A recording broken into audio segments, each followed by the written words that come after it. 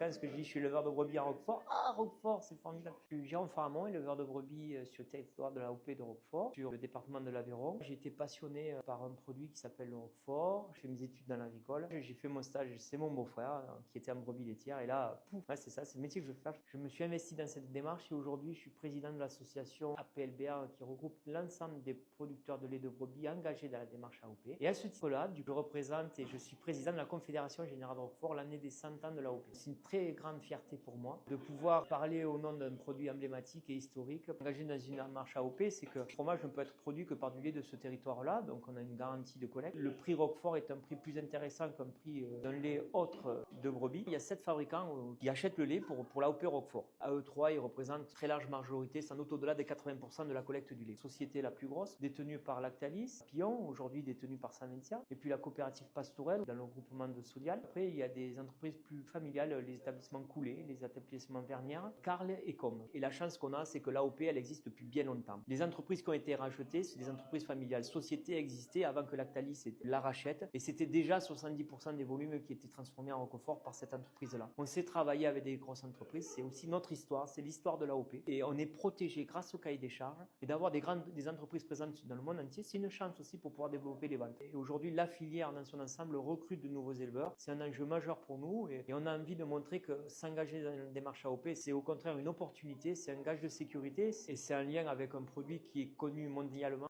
Mais en termes d'assurance de revenus pour un éleveur, effectivement, il y a des gages de sécurité autour de l'appellation.